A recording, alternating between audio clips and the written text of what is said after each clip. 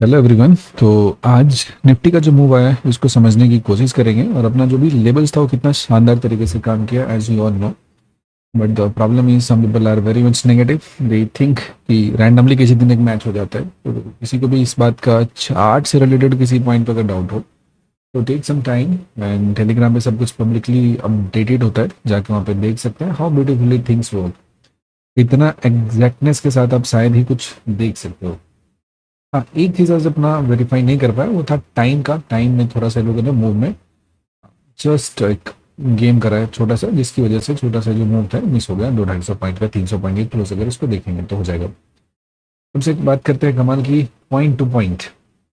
Point two point कहने का मतलब होता है कि जब ये मूव स्टार्ट होता है, इस पॉइंट का लेवल देखना जरा, और इस पॉइंट जहां पे जाके इन मूव का जो जेनिथ था जिसके ऊपर में नहीं गया, इस पॉइंट को देखना। They both are very much same. इसमें बिल्कुल भी किसी भी तरीके का किसी भी पॉइंट पे हमें कोई चेंज देखने को नहीं मिला। एग्जैक्टली पॉइंट टू पॉइंट जो हमारा स्टॉक है वो जो इंडेक्स है वहाँ पे रिस्पेक्ट करा हुआ है। आखिर ऐसा क्यों होता है? Every time when I plot this zones, और ये जोन तक बैठ के इंतजार करना ये लोगों से थोड़ा नहीं हो पाता। But just imagine, just think about it कि जब आप इस चीज को आप समझते हो और तब आपके बाद पता चलेगा कि कितना सही तरीके से मार्केट में एक सिग्नेचर जोन होता है। कुछ भी जो होता है ना रैंडम नहीं होता है। जो रिटेल जो चलाते हैं मार्केट मेकर्स होते हैं, उनका कुछ भी मार्केट में जो प्लानिंग होता है, they are not at all random. वो सब कुछ एक कोड की तरह होता है, एक सिस्टम की तरह चलता है, और उसी पे जाके वो ट्रेड करते हैं। एक सर्टेन लोकेशन होगा, वहीं पे जाके उनका ऑर्डर ट्रिगर होगा, एक हिस्से में जाएंगे तभी अपना प्रॉफिट बुक करेंगे। जोन टू जोन प्ले करते हैं। आप जो भी सोचते हो कि 20 में है, 30 जा रहा है, 9 जा रहा है, कुछ भी जा रहा है, तो अगर एक छोटा सा सवाल है कि अगर मूव चल रहा है उसके बाद आपके जितने ईएमआई होंगे, जितना कुछ होंगे, सब के सब सिग्नल देंगे। अगर मूव नहीं चल रहा है तो सारा सिग्नल कैसा है? फर्जी है। तो जब मूव आने का जो एक्चुअल उसका अंडरलाइंग रीजन होता है उसको आप समझेंगे तब आपको बातें समझ में आएगी। मॉर्निंग में मार्केट गया था, यहाँ पे हमारा गैप डाउन ओपनिंग हुआ था इस जगह पे। और सबसे कमाल की बात है कि गैप डाउन ओपनिंग के बाद इसके बाद आमतौर पर क्या होना चाहिए? प्राइस यहाँ पे फॉल करना चाहिए, थोड़ा सा भी कोशिश करना चाहिए नीचे जाने के लिए। इस पर्टिकुलर जगह पे हम देखते हैं तो इतना बड़ा सा फॉल कल की क्लोजिंग है, वहां से कर देखेंगे तो just look at this candle. यहाँ पे अगर हम बात करें, ध्यान से समझो कैसे इसके पीछे की साइकोलॉजी को थोड़ा समझने की कोशिश करेंगे कि यहाँ पे था, इस जगह पे क्लोज हुआ था। मार्केट क्लोज होने के बाद जब ओपन होता है तो यहाँ पे कहीं ना कहीं एक हमें रेड कैंडल का फॉर्मेशन ऐसा इस तरीके का देखना है। इट्स लाइक दिस कि एक मैसिव रेड कैंडल है। जो गैप होता है ना, इस गैप को प्रॉपर एक रेड कैंडल की तरफ ट्रीट करके देखो। अब जब इस गैप को प्रॉपर एक रेड कैंडल की तरह ट्रीट करके देखो तो एक एक बहुत ही जनरल सी बात है कि अगर इसमें पार्टिसिपेशन अगर इंस्टीट्यूशन का हो रहा होता है, क्या हो रहा था? इंस्टीट्यूशन का। तो इस रेड कैंडल के फॉर्मेशन के बाद प्राइस को फर्दर फॉल करना चाहिए। But when you look at the today's situation, तो ये जहां पे पहुंचा है, जहां पे खुलता है, एग्जैक्टली उसी जगह से बाउंस करता है। एक ड्रॉप भी इसके नीचे प्राइस आपको जाता हुआ नजर नहीं आता है। एक ड्रॉप भी जाता हुआ नजर नहीं आता है। ठीक है, कोई दिक्कत नहीं है। यहाँ पे बाउंस करता है। आपको पता होगा कि ये जोन हमने मार्क करके दिया हुआ था। सबसे पहले बात कि ये जो क्रूशियल जोन है 274 एंड 318 का जो जोन था, ये पॉइंट 25, 10, 30, 40 पॉइंट के रेंज में था। This zone are very powerful. अब देखोगे मॉर्निंग से लेकर ये अगर हम बात कर ले तो पहले ही कैंडल 920 में इसके अंदर में आ गया है और निकला है कितना? 1230 में। तो कितना हुआ? लगभग 9 3 12 3 घंटे हुआ। इसमें कितने कैंडल में बाहर रहा है प्राइस? 1 2 3 4 5 6, 6 कैंडल यहाँ पे और 3 कैंडल यहाँ पे, 6 3 9, मतलब 45 मिनट्स यहाँ पे बाहर रहे। मतलब 3 घंटे में सिर्फ 45 मिनट्स यहाँ पे बाहर रहे, यानी कि 2 घंटे 15 मिनट यहाँ पे प्राइस अपना टाइम बिताया। इस बात को जरा फोकस करके समझने की कोशिश करो कि वाई जब इस तक इस चीज को डिकोड नहीं करोगे। देखो अभी बहुत सारे लोग ज्ञानी आएंगे, ये एक्सप्लेन, ये लॉजिक, ये थ्योरी देंगे। If you have you know anyone who can show you this कि हाँ हमने ये चीज यहाँ पे प्लान करा था, ये मार्केट ओपन होने से पहले हमारा प्लानिंग था, और इस प्लानिंग को हमने लाइव मार्केट में एग्जीक्यूट करा है। ध्यान से देखना जरा, ये हमारा चार्ट है। इस जगह पे देखोगे ध्यान से, ये है ना chart, point two point, dot to dot. देखो 274 दिया, ये ना 274 दिया, 318 दिया, 318, मार्केट नहीं खुला हुआ, टाइम सुबह 7:18 है। If you know anyone who can show you things like this, बाकी ठीक है, आपके मन में जो भी आएगा बोल सकते हैं, फ्रीडम है।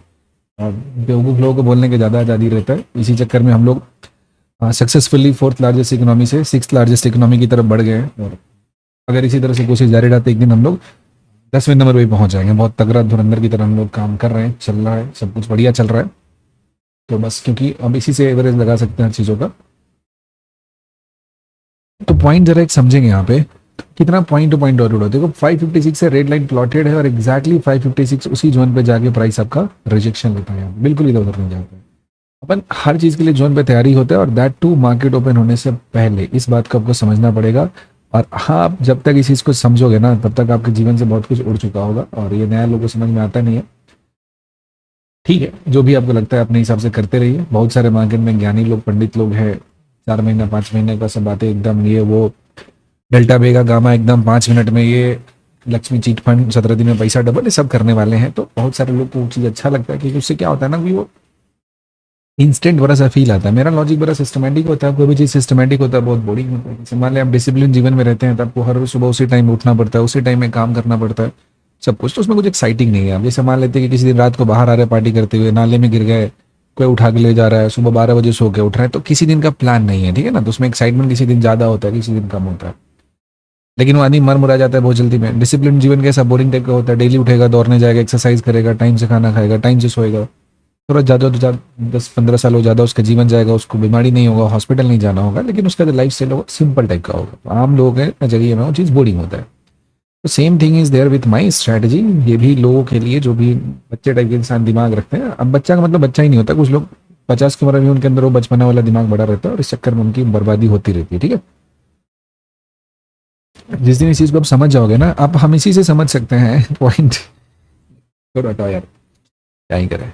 You see this level of value is there being given, and still people just go here and there and look for call and put, only God could save them. इंसान की बस की बात नहीं है, वो जाएंगे, खत्म हो जाएंगे एक दिन। तो यहाँ से चलना स्टार्ट करता है, और एग्जैक्टली जाके अपने टॉप पे इस जगह पे बनाता है, कहानी खत्म हो जाता है। ये जो रेड कैंडल बना पूरा पहला सा, तो ऑब्वियस सी बात है, यहाँ पे एक छोटा सा लॉजिक होता है कि कभी भी इसको पहली बार में नहीं जा सकता। पहली बार में जाने का मतलब क्या होता है, ये जो हमारा कल का यहाँ पे क्लोजिंग था, या जो बेस था जिस जगह से बार बार बाउंस ले रहा था, जब नीचे से यहाँ पे पहुंचा है, तो कभी भी इसको सिंगल गो में यहाँ से प्राइस को नहीं निकाल सकता। It can never cross this. जब जाने का वो कोशिश करेगा ना, जैसे ही इस पॉइंट को क्रॉस करने की कोशिश करेगा, तो क्या हो जाएगा, यहाँ पे जो इमीडिएट जो सेलर्स बैठे हुए हैं वो फिर से यहाँ पे ट्रिगर हो जाएंगे, एग्रेसिव हो जाएंगे यहाँ पे। तो बाउंस तो अच्छे से किया, सही टाइम पे किया, 10:15 पे करना स्टार्ट किया, इस जोन को तोड़ने की कोशिश किया। तो याद रखना है कि अगर ओवर रेट सप्लाई है यहाँ पे और किसी गैप को क्रॉस करना है, तो आपको क्रॉस भी करना है, तो फर्स्ट गो में आप नहीं क्रॉस करेंगे। यू नीड टाइम, आपको वहां पे टाइम चाहिए होगा, टाइम चाहिए होगा, ठीक है। अब जरा देखो, ये कैंडल कितने बजे बनना स्टार्ट हुआ, 9:20 में, और ये कैंडल कहाँ पे बना, 10:15 पे। तो 9:20 से अगर आप बात करते हो, ठीक है, तो 9:20 से बात करोगे तो कितना मिनट हो जाएगा यहाँ पे, लगभग लगभग अपने पास हो गया 40 मिनट यहाँ पे हो गया। और ये कितना हो गया, 40 और 20, 60 मिनट्स यहाँ पे रहा प्राइस, ठीक है।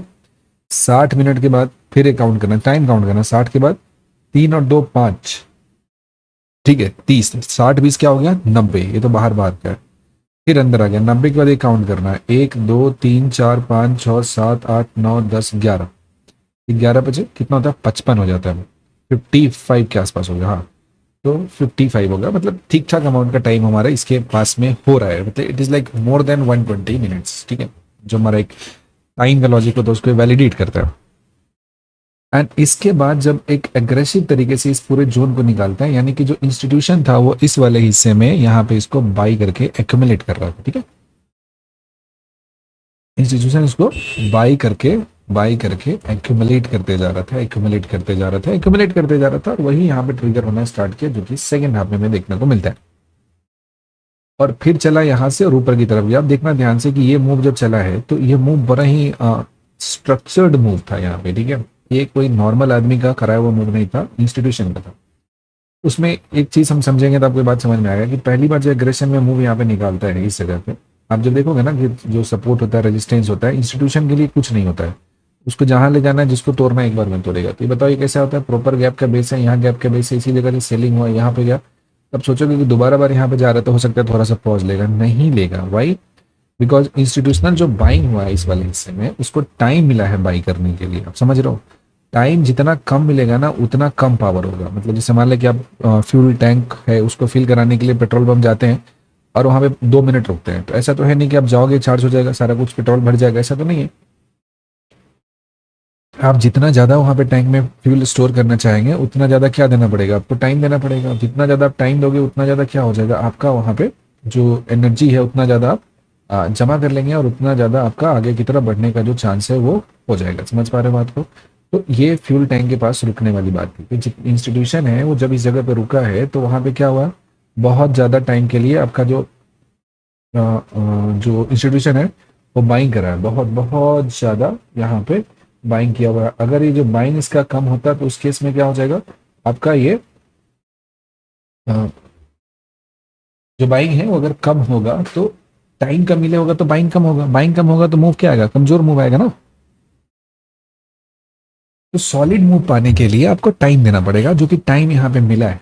और अब देखोगे कि जितना आपका रेजिस्टेंस और सपोर्ट का जो लॉजिक होता है उसको यहाँ पे मार्केट यहाँ पे नलीफाई करता हुआ चला जाता है, पहली बार जाता है। दूसरे अटैक में कोई जो पढ़ते हैं ना लॉजिक, ब्रेकआउट, रीटेस्ट, ये सारा कुछ को मार्केट यहाँ पे खा गया। जब तक आप इंस्टीट्यूशनल लेवल पे सोचोगे नहीं चीज़ों को तब तक आप यहाँ पे आगे की तरफ नहीं बढ़ सकते। समझ गए बात को? You have to understand the institutional way of trading. और इस जोन का मतलब समझो, इस एल्गोरिथमिक जोन का मतलब समझो कि क्या परफेक्ट लेवल से मार्केट को इंस्टीट्यूशन ने यहाँ से बाउंस कराया हुआ है, किस परफेक्ट जोन से यहाँ पे मार्केट ने इसको बाउंस कराया है।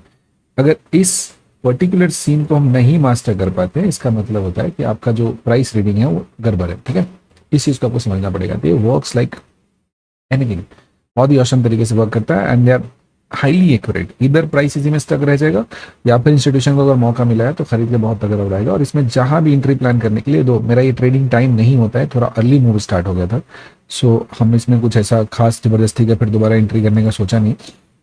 लेकिन इस वाले हिस्से में जब देखोगे इस पर्टिकुलर जगह पे जब चलना स्टार्ट करता है तो ये मूव एक बेहतरीन तरीके का मूव हमें यहाँ पे देता है इस स्पेसिफिक जगह पे। और ये जब मूव देता है तो सीधा सीधा नॉन स्टॉप जाता है, 2 और 2 4, देखोगे 20 मिनट से आया, उसी का इस ओवरहेड सप्लाई के पास रुक गया और अपने दूसरे जोन में टाइम बिताना थोड़ा शुरू किया और फिर जाके धीरे धीरे स्लो हो गया। यहाँ पे पैसा वही बनाएगा जो प्री प्लान तरीके से, जैसे होता है ना कि कोई भी मूव अगर स्टार्ट होने वाला है तो कहीं ना कहीं से स्टार्ट हुआ ना उस जगह पे, जैसे बड़े लोग प्लान कर रहे हैं वैसे ही अगर आपने प्लान करके ट्रेड किया है तो आपको पैसा मिलेगा। लेकिन अगर जो बड़े लोग मूव चला रहे हैं ना उसको चाहोगे दौड़ के पकड़ के पैसे बनाने का तो सॉरी टू से आपका वहां पे नुकसान होगा, आपको लपेट दिया जाएगा, निपटा दिया जाएगा।